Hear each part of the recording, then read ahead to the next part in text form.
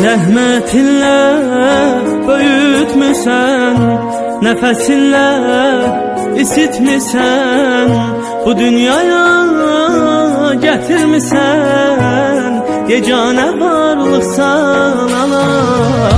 Zəhmətinlə böyütmüsən, nəfəsinlə isitmisən, bu dünyaya gətirmisən, yeganə varlıqsan anam.